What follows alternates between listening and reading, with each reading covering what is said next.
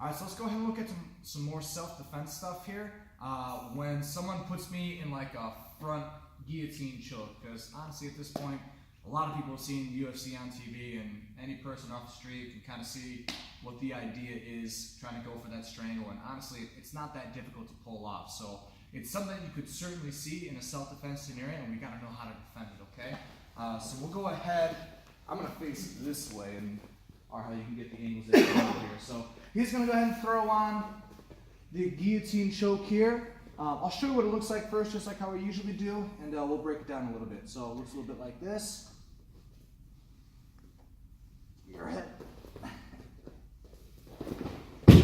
over into a top side control position here, okay? So first things first, I always want to look to protect my neck first. So once we're here, I can't begin any sort of escape if I'm getting strangled. So I'll bring both of my hands in and look to pull his arm away from my neck. A lot of the times too, I can look to start turning into him to hide my neck a little bit more to avoid the choke. Once I feel that my neck is secure, I'm going to keep my left hand on his arm to continue to protect my neck, as my right hand is going to look to come up, and I'm going to get kind of like my own headlock or my own guillotine here.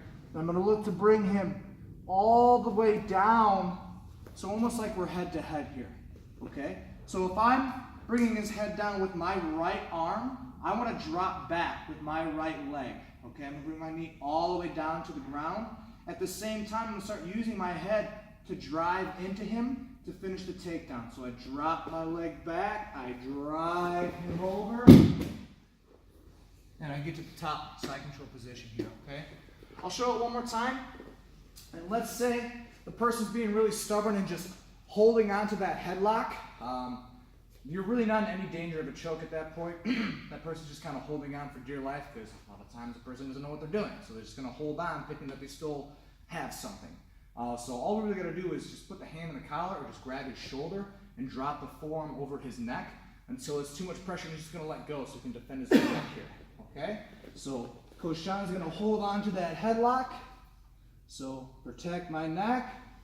Establish my own guillotine. Make sure you really bring him all the way down to you, because if I leave him up super tall and I drop back, I lose the power of my head to drive him over, okay? So really bring him all the way down to you as I drop back. Now I can really use my head to drive him over.